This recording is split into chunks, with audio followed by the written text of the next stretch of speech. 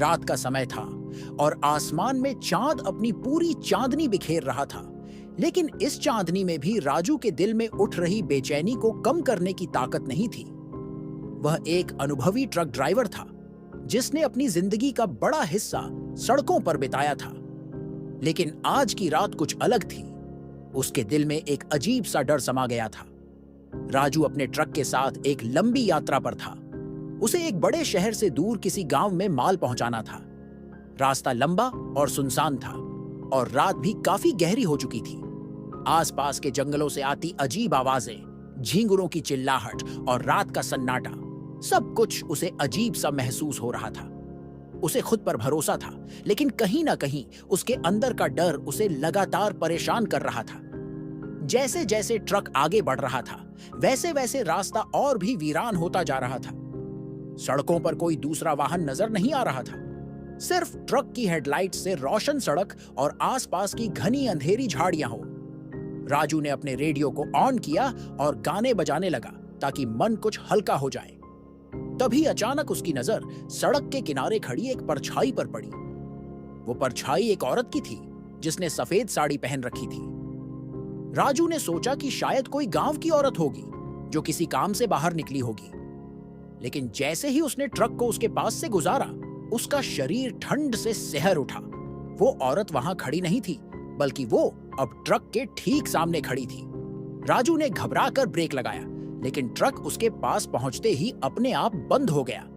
राजू के पसीने छूट गए। उसने देखा कि वो औरत उसकी ओर देख रही थी, लेकिन उसका चेहरा ढका हुआ था। राजू ने हिम्मत जुटाकर ट्रक से बाहर झांका और जब उसने ध्यान से देखा तो उसके होश उड़ गए। उस औरत के पैर उल्टे थे। राजू ने भगवान का नाम लिया और ट्रक को दोबारा स्टार्ट करने की कोशिश की, लेकिन ट्रक ने कोई प्रतिक्रिया नहीं दी। वो औरत धीरे धीरे उसकी तरफ बढ़ रही थी। उसकी चाल धीमी लेकिन भयावह थी। राजू ने फिर से ट्रक को स्टार्ट करने की कोशिश की और इस बार इंजन ने आवाज दी। उसने बिना देर किए ट्रक को आगे बढ़ा दिया, लेकिन जैसे ही उसने स्पीड बढ़ाई, वो औरत अचानक से ट्रक के बोनट पर आ गई। उसका चेहरा अब साफ नजर आ रहा था। काले बाल, जली हुई त्वचा और उसकी आंखें लाल जैसे अंगारे जल रहे हों। उसकी हंसी ने राजू के दिल को चीर कर रख दिया। राजू ने पूरी ताकत लगाकर ट्रक को तेज चलाने की कोशिश की, लेकिन वो औरत हिली तक नहीं। वो अब भी हंस रही थी। उसकी हंसी कानों में गूंज रही थी, जैसे कोई शैतान अट्टहास कर रहा हो। राजू ने सोचा कि अगर वो ट्रक को तेजी से मोड़ लेगा तो शायद वो औरत गिर जाएगी। उसने हिम्मत जुटाई और ट्रक को तेज मोड़ पर घुमाया, लेकिन वो औरत नहीं गिरी। उसकी हंसी और तेज हो गई थी। राजू का डर अब अपने चरम पर था। उसे ऐसा लग रहा था कि अब उसकी जान नहीं बचेगी। वहीं दूसरी ओर सुरेश नाम का एक और ट्रक ड्राइवर भी उसी रास्ते पर था। सुरेश राजू का पुराना दोस्त था और वो भी इसी रास्ते पर सफर कर रहा था। उसने सामने से आते हुए राजू के ट्रक की लाइट्स देखी। दोनों ट्रक आमने सामने आ रहे थे और दूरी तेजी से कम हो रही थी। सुरेश ने देखा कि राजू का ट्रक अनियंत्रित लग रहा था। उसने तुरंत ब्रेक लगाया और अपने ट्रक को रोक दिया। राजू ने भी किसी तरह से अपने ट्रक को रोक लिया। दोनों ट्रक एक दूसरे के सामने खड़े थे और बीच में केवल कुछ ही दूरी थी। सुरेश तुरंत ट्रक से उतरा और राजू की तरफ भागा। उसने देखा कि राजू बुरी तरह से कांप रहा था, जैसे उसने किसी भयानक चीज का सामना किया हो। सुरेश ने उसे बाहर निकाला और जोर से हिलाया। क्या हुआ राजू, तू ठीक तो है? राजू ने कांपते हुए सुरेश को उस औरत के बारे में बताया। उसने सारी घटना सुरेश को बताई कि कैसे वो औरत पहले सड़क के किनारे थी और फिर अचानक ट्रक के बोनट पर आ गई। सुरेश ने चारों ओर देखा, लेकिन वहां कोई औरत नहीं थी। उसने राजू को ढांढस बंधाया और कहा, तू शायद बहुत थक गया है, इसलिए तेरे मन में भ्रम हो रहा है। यहां कोई नहीं है। सुरेश ने राजू को अपने ट्रक में बैठाया और कहा कि वो उसे पास के ढाबे तक छोड़ देगा। दोनों दोस्त सुरेश के ट्रक में बैठकर आगे बढ़ गए। रास्ते में सुरेश ने राजू को समझाया कि उसे अब आराम की जरूरत है और ये सब उसकी थकान का नतीजा है। लेकिन राजू का मन अभी भी शांत नहीं था। उसे वो औरत बार बार याद आ रही थी। कुछ देर बाद वे एक ढाबे पर पहुंचे। वो ढाबा बहुत पुराना था और वहां ज्यादातर ट्रक ड्राइवर रात में रुकते थे। ढाबा एक सुनसान जगह पर था और आसपास कोई बस्ती नहीं थी। दोनों दोस्त ट्रक से उतरे और ढाबे के अंदर गए। अंदर एक बूढ़ा आदमी बैठा था जो शायद ढाबे का मालिक था। उसने दोनों को देखकर मुस्कुराते हुए स्वागत किया। सुरेश ने चाय और कुछ खाने का ऑर्डर दिया। बूढ़े ने ध्यान से राजू की हालत देखी, जो अब भी डरा हुआ लग रहा था।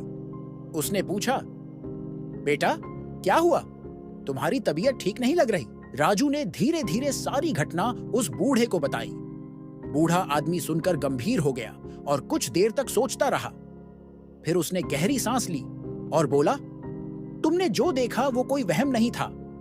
इस रास्ते पर कई सालों से ऐसी घटनाएं होती रही हैं। यहाँ एक पुरानी आत्मा भटकती है जिसे कई लोग काली चुड़ैल कहते हैं।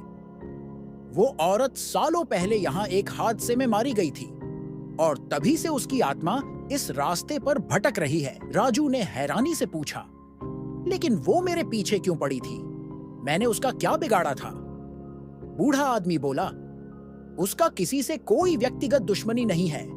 वो बस उस आत्मा की बेचैनी है जो उसे शांति से नहीं रहने देती। वो रास्ते में आने वाले हर किसी को परेशान करती है। कई बार वो लोगों की जान भी ले चुकी है। राजू का चेहरा सफेद पड़ गया। उसे समझ नहीं आ रहा था कि वो क्या करे। सुरेश ने बूढ़े से पूछा, क्या यहाँ कोई ऐसा तरीका है जिससे इस आत्मा से छुटकारा पाया जा सके? बूढ़ा आदमी कुछ देर चुप रहा, फिर बोला, एक तरीका है, लेकिन वो बहुत जोखिम भरा है। यहां से कुछ दूर एक पुराना मंदिर है जो अब खंडहर में तब्दील हो चुका है। उस मंदिर में एक पुरानी मूर्ति है जिसे काल भैरव के नाम से जाना जाता है। कहते हैं कि अगर कोई उस मूर्ति के पास जाकर इस आत्मा की शांति के लिए प्रार्थना करता है तो आत्मा को मुक्ति मिल सकती है। लेकिन उस मंदिर तक पहुंचना आसान नहीं है। वहां कई अजीब घटनाएं होती हैं और कई लोग वहां जाकर कभी वापस नहीं लौटे। राजू और सुरेश दोनों इस बात को सुनकर घबरा गए। राजू ने कहा, मुझे नहीं लगता कि मैं वहां जा पाऊंगा। मुझे तो यहां से जल्दी निकलना है। सुरेश ने उसे समझाया, राजू, अगर हम ऐसा नहीं करेंगे तो वो चुड़ैल तुझे हर जगह परेशान करती रहेगी। हमें इस समस्या का हल निकालना होगा। राजू ने आखिरकार हिम्मत जुटाई और कहा, ठीक है, मैं तुम्हारे साथ चलूंगा, लेकिन हमें जल्दी करना होगा। अगली सुबह राजू और सुरेश उस बूढ़े आदमी से मार्गदर्शन लेकर उस खंडहर मंदिर की ओर बढ़े। वो जगह घने जंगलों के बीच में थी और वहां जाने के लिए एक कठिन रास्ते से गुजरना पड़ा। रास्ते में कई अजीब चीजें होती रहीं। कभी कभी उन्हें ऐसा लगता कि कोई उनके पीछे पीछे चल रहा है, तो कभी झाड़ियों में से कुछ अजीब आवाजें आती। लेकिन दोनों ने हिम्मत नहीं हारी और चलते रहे। आखिरकार कई घंटों की कठिन यात्रा के बाद राजू और सुरेश उस खंडहर मंदिर के पास पहुंचे। मंदिर का दृश्य बेहद भयावह था। चारों ओर उगी जंगली बेलों ने उसे अपनी जकड़ में ले रखा था। मंदिर की दीवारें टूटी फूटी और खाई से ढकी हुई थीं। ऐसा लग रहा था मानो सदियों से यहां कोई इंसान नहीं आया हो। मंदिर के चारों ओर एक अजीब सी खामोशी फैली हुई थी जो दोनों के दिल में डर पैदा कर रही थी। मंदिर के प्रवेश द्वार पर एक विशाल पत्थर की मूर्ति थी जो काल भैरव की प्रतीक थी। मूर्ति के चेहरे पर गुस्सा और भय दोनों का मिश्रण था। उसके चारों ओर कई छोटी छोटी मूर्तियां बिखरी पड़ी थीं, जो शायद कभी यहां पूजा जाने वाली देवी देवताओं की थीं। लेकिन अब वो सभी मूर्तियां टूटी हुई और जर्जर अवस्था में थीं। राजू और सुरेश ने एक दूसरे की ओर देखा। दोनों के चेहरों पर घबराहट साफ झलक रही थी, लेकिन हिम्मत जुटाकर वे मंदिर के अंदर दाखिल हो गए। अंदर का माहौल और भी डरावना था। वहां एक भी दिया जलता हुआ नहीं था और चारों ओर घना अंधकार फैला हुआ था। मंदिर के बीचों बीच काल भैरव की एक बड़ी मूर्ति थी जिसके पास जाकर उन्हें प्रार्थना करनी थी। मूर्ति के चारों ओर कई पुराने तांत्रिक चिन्ह बनाए गए थे जो इस बात का संकेत थे कि यहां कभी गुप्त अनुष्ठान होते थे। राजू के कदम थरथरा रहे थे, लेकिन उसने अपने मन को काबू में रखा। सुरेश उसके साथ था, लेकिन वो भी डरा हुआ था। दोनों ने मूर्ति के सामने पहुंचकर हाथ जोड़े और उस आत्मा की शांति के लिए प्रार्थना की। जैसे ही उन्होंने प्रार्थना शुरू की, मंदिर के अंदर की हवा एकदम से ठंडी हो गई। ऐसा लगा मानो कोई अदृश्य शक्ति वहां मौजूद हो। प्रार्थना खत्म करते ही राजू को अचानक एक जोर की आवाज सुनाई दी। वो आवाज जैसे किसी ने चीख मारी हो, लेकिन वहां कोई नहीं था। सुरेश ने घबरा कर कहा, राजू, हमें यहां से तुरंत निकलना चाहिए। मुझे यह जगह ठीक नहीं लग रही। लेकिन जैसे ही वे मुड़ने लगे, मंदिर के दरवाजे अपने आप बंद हो गए। चारों ओर घना अंधकार फैल गया और दोनों के दिल में खौफ बैठ गया। मंदिर के अंदर अचानक ठंडी हवा चलने लगी, जैसे कोई अदृश्य शक्ति वहां से गुजर रही हो। राजू और सुरेश के दिलों की धड़कनें तेज हो गईं। उन्होंने चारों ओर देखा, लेकिन कुछ दिखाई नहीं दे रहा था। तभी अचानक मूर्ति के पास रखी एक पुरानी घंटी बजने लगी। वो घंटी अपने आप ही बज रही थी, जैसे किसी अदृश्य हाथ ने उसे छू लिया हो। राजू और सुरेश का खून जम गया। उनके चेहरे पर पसीने की बूंदें चमकने लगी। राजू ने डरते डरते कहा, सुरेश, ये क्या हो रहा है? हमें यहां से भागना चाहिए। सुरेश ने भी सहमति में सिर हिलाया, लेकिन दोनों के पैर जैसे जमीन से चिपक गए थे। वे हिल भी नहीं पा रहे थे। तभी मंदिर के अंदर अचानक से एक तेज हवा का झोंका आया, जो सीधे मूर्ति की ओर गया। उस झोंके के साथ ही दोनों ने देखा कि मूर्ति की आंखें लाल हो गईं। ऐसा लग रहा था कि मूर्ति जीवित हो गई है और उन्हें घूर रही है। सुरेश ने हिम्मत जुटाकर कहा, राजू, चल, भाग यहां से। दोनों ने तेजी से मंदिर के बाहर की ओर दौड़ना शुरू किया, लेकिन दरवाजा अब भी बंद था। उन्होंने दरवाजे को खोलने की कोशिश की, लेकिन वो जैसे किसी अदृश्य ताकत ने जकड़ रखा था। राजू ने भगवान को याद किया और पूरी ताकत से दरवाजे को धक्का दिया। अचानक दरवाजा खुल गया और दोनों बाहर निकल गए। मंदिर से बाहर निकलते ही उन्हें लगा कि हवा थोड़ी हल्की हो गई है, लेकिन उनका डर अब भी बरकरार था। वे तेजी से अपने ट्रक की ओर दौड़े, जो उन्होंने मंदिर से थोड़ी दूर खड़ा किया था। दोनों बिना कुछ कहे ट्रक में बैठ गए और सुरेश ने तुरंत इंजन स्टार्ट कर दिया। रास्ते में कोई भी एक दूसरे से कुछ नहीं बोल रहा था। दोनों के मन में उस घटना की भयावहता अभी भी बसी हुई थी। सुरेश ने ट्रक की स्पीड बढ़ा दी ताकि वे उस जगह से जितनी जल्दी हो सके दूर जा सके। लेकिन जैसे ही वे जंगल के रास्ते से गुजर रहे थे, उन्हें फिर से वही चुड़ैल दिखी। वो अब भी उसी जगह खड़ी थी जहां राजू ने उसे पहली बार देखा था। राजू ने उसे देखकर घबराते हुए सुरेश से कहा, वो फिर से आ गई सुरेश, हमसे पीछा नहीं छोड़ेगी। सुरेश ने घबराते हुए ट्रक की स्पीड और बढ़ा दी, लेकिन चुड़ैल का हंसता हुआ चेहरा उनके सामने बार बार आ रहा था। वो जैसे उन्हें कह रही हो कि तुम लोग मुझसे बच नहीं सकते। लेकिन इस बार सुरेश ने हिम्मत नहीं हारी। उसने ट्रक को पूरी रफ्तार से दौड़ाया और उस चुड़ैल को पीछे छोड़ने की कोशिश की। अंततः कुछ देर बाद वो चुड़ैल धुंधली पड़ गई और फिर गायब हो गई। राजू और सुरेश ने राहत की सांस ली, लेकिन दोनों को यह एहसास हो गया था कि वे एक ऐसी चीज का सामना कर रहे थे जो इंसानी समझ से परे थी। कुछ घंटे बाद वे दोनों वापस उसी ढाबे पर लौटे जहां वे पहले रुके थे। बूढ़ा आदमी अब भी वहां बैठा था। उसने दोनों को देखा और कहा, तुम लोग बचकर आ गए? मुझे उम्मीद नहीं थी कि तुम लोग इस खतरनाक यात्रा से लौट पाओगे। सुरेश ने गहरी सांस लेते हुए कहा, हमने वो सब किया जो आपने बताया, लेकिन फिर भी वो चुड़ैल हमारा पीछा कर रही है। बूढ़ा आदमी गंभीर हो गया और बोला, उस आत्मा को शांति दिलाना आसान नहीं है। शायद तुम्हें और प्रयास करने होंगे, लेकिन फिलहाल तुम लोग आराम करो। राजू और सुरेश दोनों ने उस रात ढाबे पर ही रुकने का फैसला किया, लेकिन उनके मन में अब भी डर बैठा हुआ था। राजू को समझ नहीं आ रहा था कि उसकी जिंदगी में यह सब क्यों हो रहा है। रात गहराती जा रही थी और ढाबे पर एक अजीब सी खामोशी थी। दोनों ने सोने की कोशिश की, लेकिन नींद उनके आसपास भी नहीं भटक रही थी। राजू की आंखें बार बार खुल रही थीं और उसे ऐसा लग रहा था कि कोई उसे देख रहा है। सुरेश भी बेचैन था। वो जानता था कि अगली सुबह उन्हें इस भूतिया आत्मा का सामना करने के लिए और भी मुश्किलों से गुजरना पड़ेगा। अगले दिन सुबह होते ही दोनों ने बूढ़े से विदा ली और अपनी यात्रा फिर से शुरू की। राजू ने अब हिम्मत कर ली थी कि वो किसी भी हाल में इस समस्या का हल निकालेगा। सुरेश ने भी उसके साथ खड़े होने का वादा किया, लेकिन दोनों को नहीं पता था कि आने वाले समय में उन्हें और भी बड़ी चुनौतियों का सामना करना पड़ेगा। जैसे ही वे अपने ट्रक में बैठे और आगे बढ़े, उन्हें एक अजीब सी बेचैनी महसूस हुई। ऐसा लग रहा था जैसे कोई उनकी हर हरकत पर नजर रखे हुए है। वे दोनों जानते थे कि जो कुछ भी हुआ वो खत्म नहीं हुआ है। वो आत्मा अब भी उनके आसपास कहीं थी और उसने उनका पीछा छोड़ने का इरादा नहीं किया था। रास्ते में वे दोनों चुपचाप थे। किसी ने कोई बात नहीं की, लेकिन उनकी आंखों में डर साफ दिखाई दे रहा था। राजू बार बार पीछे मुड़कर देख रहा था, जैसे उसे डर हो कि वो चुड़ैल फिर से आ जाएगी। सुरेश भी सतर्क था, लेकिन वो हिम्मत नहीं हारना चाहता था। दोनों की यात्रा अब एक नए मोड़ पर पहुंच चुकी थी।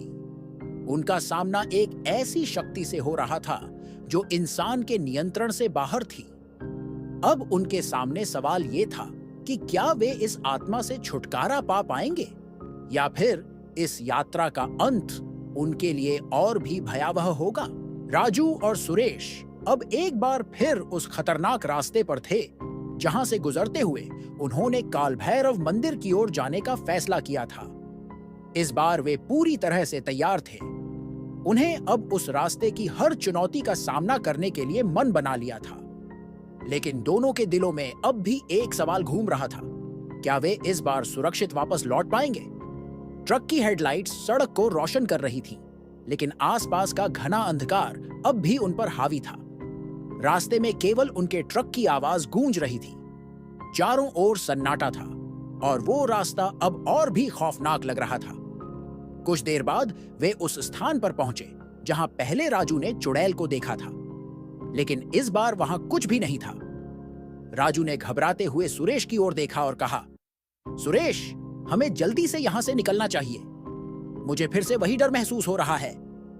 सुरेश ने सहमति में सिर हिलाया और ट्रक की स्पीड बढ़ा दी, लेकिन तभी अचानक ट्रक का इंजन एक जोर की आवाज के साथ बंद हो गया। ट्रक एकदम रुक गया, जैसे किसी अदृश्य शक्ति ने उसे पकड़ लिया हो। राजू और सुरेश दोनों घबरा गए। सुरेश ने कई बार ट्रक को स्टार्ट करने की कोशिश की, लेकिन ट्रक ने कोई प्रतिक्रिया नहीं दी। चारों ओर फिर से अजीब सी खामोशी छा गई। ट्रक के बंद होते ही दोनों को अपनी धड़कनों की आवाज सुनाई देने लगी। राजू ने खिड़की से बाहर झांका, लेकिन वहां कुछ भी नहीं था, पर उसे ऐसा महसूस हो रहा था जैसे कोई छिपकर उन्हें देख रहा हो। सुरेश ने हिम्मत जुटाकर ट्रक से बाहर निकलने का फैसला किया। उसने राजू से कहा, तू यहीं रुक, मैं देखता हूं कि क्या गड़बड़ है। सुरेश ने टॉर्च निकाली और ट्रक के बोनट की ओर बढ़ा। उसने जैसे ही बोनट खोला तो उसे कुछ भी अजीब नजर नहीं आया। इंजन सही था, बैटरी भी ठीक थी, लेकिन फिर भी ट्रक ने काम करना बंद कर दिया था। सुरेश ने वापस आकर राजू से कहा, मुझे कुछ समझ नहीं आ रहा है। सब कुछ ठीक है, लेकिन ट्रक क्यों नहीं चल रहा? तभी अचानक उन्हें पीछे से एक हल्की सी सरसराहट की आवाज सुनाई दी। दोनों ने तुरंत पीछे मुड़कर देखा, लेकिन वहां कुछ भी नहीं था। फिर अचानक हवा का एक ठंडा झोंका उनके पास से गुजरा और साथ ही एक काले साए ने हवा में आकार लिया। वो वही काली चुड़ैल थी जो अब उनके सामने पूरी भयानकता के साथ प्रकट हो चुकी थी। उस चुड़ैल की आंखें जलती हुई लाल थीं और उसका चेहरा विकृत और डरावना था। उसके लंबे काले बाल हवा में उड़ रहे थे और उसका शरीर हवा में लहराता हुआ लग रहा था। उसके पास से आती बदबू और सर्दी ने दोनों को कंपा दिया। राजू ने घबराकर भगवान का नाम लिया, लेकिन उसकी आवाज घुटने लगी थी। सुरेश ने भी खुद को बचाने की कोशिश की, लेकिन वो दोनों अब इस भयावह आत्मा के जाल में फंस चुके थे। चुड़ैल ने एक जोर की चीख मारी और हवा में लहराते हुए उनके पास आई। उसने दोनों की ओर अपना हाथ बढ़ाया और उसकी हड्डियों जैसी उंगलियां जैसे उनकी जान निकालने को तैयार थीं। राजू और सुरेश ने हिम्मत जुटाकर भागने की कोशिश की, लेकिन उनके पैर जैसे जमीन में धंस गए थे। वे हिल तक नहीं पा रहे थे। तभी अचानक राजू के दिमाग में एक ख्याल आया। उसने सोचा कि अगर वो काल भैरव की मूर्ति के सामने इस आत्मा से माफी मांग ले तो शायद उनकी जान बच सकती है। उसने सुरेश को इशारा किया और कहा, सुरेश, हमें तुरंत मंदिर में वापस जाना होगा। वहीं हमारी आखिरी उम्मीद है। सुरेश ने हां में सिर हिलाया और किसी तरह से ट्रक का दरवाजा खोला। दोनों तेजी से ट्रक से बाहर निकले और मंदिर की ओर दौड़ने लगे, लेकिन चुड़ैल ने उन्हें जाने नहीं दिया। उसने हवा में उड़ते हुए उनके सामने आकर रास्ता रोक लिया। उसकी आंखों में जलन और गुस्सा था और उसने एक बार फिर से जोर की चीख मारी।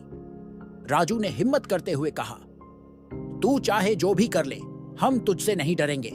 हम तुझे शांति दिलाने के लिए यहां आए हैं। चुड़ैल ने उसकी बात सुनी और फिर अचानक उसकी हंसी गूंजने लगी। वो हंसी इतनी भयानक थी कि सुरेश के रोंगटे खड़े हो गए। उसने राजू को घूरते हुए कहा, तुम्हारी कोशिशें बेकार हैं। मेरी आत्मा को कभी शांति नहीं मिलेगी। मैं इस जगह की हकदार हूं और कोई मुझे यहां से निकाल नहीं सकता। राजू ने देखा कि सुरेश अब भी डर से जकड़ा हुआ था। उसने उसे झकझोरते हुए कहा, सुरेश, हमें भागना होगा। सिर्फ काल भैरव ही हमारी मदद कर सकते हैं। दोनों ने फिर से दौड़ना शुरू किया और किसी तरह से चुड़ैल को चकमा देकर मंदिर की ओर भागे। रास्ते में कई बार उन्हें लगा कि वो पीछे से उनका पीछा कर रही है, लेकिन उन्होंने पीछे मुड़कर नहीं देखा। आखिरकार वे मंदिर के पास पहुंच गए। मंदिर के दरवाजे अभी भी खुले थे। वे अंदर दाखिल हुए और मूर्ति के सामने जाकर घुटनों के बल बैठ गए। राजू ने जोर जोर से प्रार्थना करनी शुरू की, हे काल भैरव, हमें इस भूतिया आत्मा से बचाओ। हम आपके चरणों में हैं, हमारी रक्षा करो। सुरेश ने भी उसके साथ प्रार्थना करनी शुरू की। मंदिर के अंदर अचानक एक जोर की हवा चलने लगी और चारों ओर गूंजते हुए मंत्रों की आवाज आने लगी। ऐसा लग रहा था कि जैसे किसी शक्ति ने उनकी प्रार्थना सुन ली हो। तभी अचानक मूर्ति की आंखों में एक चमक दिखाई दी और मंदिर के अंदर की सारी रोशनी अपने आप बुझ गई। सब कुछ अंधेरे में डूब गया। दोनों डर से कांपने लगे, लेकिन वे अब भी प्रार्थना करते रहे। तभी एक जोर की आवाज आई और मूर्ति के सामने एक तेज रोशनी फैल गई। उस रोशनी के साथ ही मंदिर के दरवाजे अपने आप बंद हो गए और दोनों के चारों ओर एक अदृश्य ढाल सी बन गई। उस ढाल ने उन्हें चुड़ैल के प्रकोप से बचा लिया। बाहर से चीखने की आवाजें आने लगी, लेकिन वे दोनों अब सुरक्षित थे। चुड़ैल ने मंदिर के बाहर से उन्हें बुलाने की कोशिश की, लेकिन वो अंदर प्रवेश नहीं कर पाई। राजू और सुरेश ने देखा कि काल भैरव की मूर्ति के चारों ओर एक रक्षात्मक घेरा बन गया है, जो उस चुड़ैल को अंदर आने से रोक रहा है। कुछ देर बाद सब कुछ शांत हो गया। बाहर की चीखें बंद हो गईं और मंदिर के अंदर की हवा हल्की हो गई। राजू और सुरेश ने राहत की सांस ली। उन्हें एहसास हुआ कि उनकी प्रार्थनाएं सुन ली गई हैं और काल भैरव ने उनकी रक्षा की है। वे दोनों मंदिर के अंदर ही बैठे रहे और सुबह होने का इंतजार करने लगे। जब सूरज की पहली किरण फूटी, तब मंदिर के दरवाजे अपने आप खुल गए। वे बाहर निकले और देखा कि सब कुछ सामान्य हो गया है। उस चुड़ैल का कोई निशान नहीं था और वातावरण भी अब शांत था। राजू और सुरेश ने मंदिर के सामने हाथ जोड़कर काल भैरव को धन्यवाद दिया। उन्हें समझ आ गया था कि इस आत्मा से निपटने का सबसे अच्छा तरीका आत्मविश्वास और भगवान की शरण में रहना है। वे दोनों वापस अपने ट्रक की ओर लौटे और एक बार फिर उस बूढ़े आदमी के पास गए जिसने उनकी मदद की थी। बूढ़े ने दोनों को देखकर मुस्कुराते हुए कहा, तुम लोग सही सलामत लौट आए। ये देखकर खुशी हुई। अब तुम्हें कोई परेशान नहीं करेगा। वो आत्मा अब शांत हो चुकी है। राजू और सुरेश ने बूढ़े को धन्यवाद दिया और वहां से विदा ली। अब वे बिना किसी डर के अपनी यात्रा पूरी करने के लिए तैयार थे। उनकी यह यात्रा उनके लिए एक महत्वपूर्ण सबक बन गई। इस घटना ने उन्हें सिखाया कि भले ही दुनिया में कितनी भी अगर ये वीडियो अच्छा लगा हो तो लाइक करें, अपने दोस्तों के साथ शेयर करें और ऐसे ही वीडियो के लिए चैनल को सब्सक्राइब करें। धन्यवाद। अगर दोस्तों आपको गेमिंग वीडियो देखना पसंद है तो हमारे दूसरे चैनल प्ले ऑफ गोस्टर को सब्सक्राइब कर सकते हैं। लिंक डिस्क्रिप्शन में है।